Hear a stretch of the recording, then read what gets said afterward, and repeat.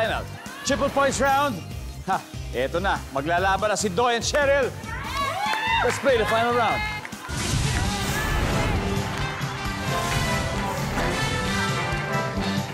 Wow.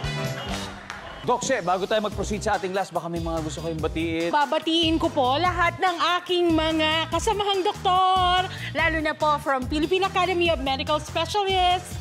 Wow, hello po sa inyo dyan, Philippine Academy of Medical Specialists. Magandang hapon, thank you for watching. Sana naman makapag-guest din kayo dito very soon. Yes. Pwede ba yan? Yes, sir. Doy, sino ba Isa lang mapapatiin natin? hinihiling ko. Ha? Pwede pang buena mano hug. Wow! Kanino? Mr. Ding Dong Dante. Naman. Pwede po. Of course, Doy. Naku, good luck, good luck, good luck. Good luck, Doy. Salamat. Good luck. Panalo Eto na na. siya. Panalo Here we na. go. Top 4 answers are on the board.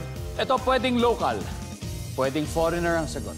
Magbigay ng celebrity na ang kanyang apelyido ay Domingo. Doy.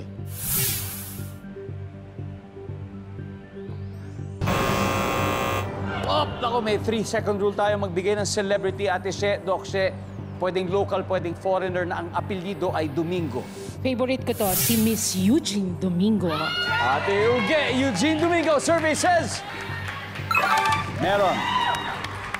Meron pa tayong tatlo. Pass or play, Ate She? Pass. Whoa! Whoa! First time na nag-pass around 4. First time in history sa ating 2 years na may nag-pass around 4. Kung bakit, I'm sure may dahilan yan. We'll see. Let's play round 4.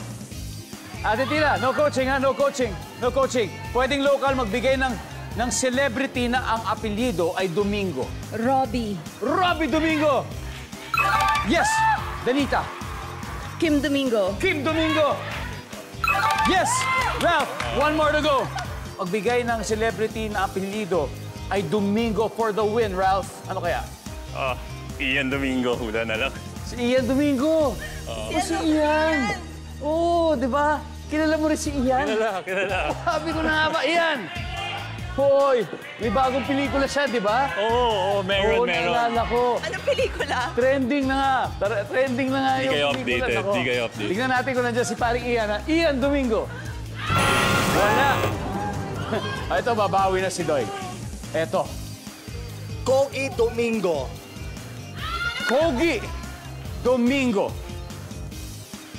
Mahusay na aktor, Kogi Domingo. Bumida sa maraming pelikula at TV series dito sa GMA, katulad ng Death Row at maraming teleserye noong early 2000s.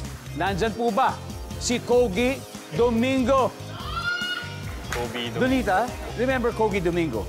Yes, sir. Nakatrabaho mo si Kogi? Hindi. Hindi, pero you know him. I know the name. You Yes. know the name. Kasi isa na lang hinahanap natin. You think si Kogi Domingo ang fourth? I think. You think? I think. Yun na, no? Okay, eto na, magkakaalaman na. Nandyan ba si Kogi Domingo?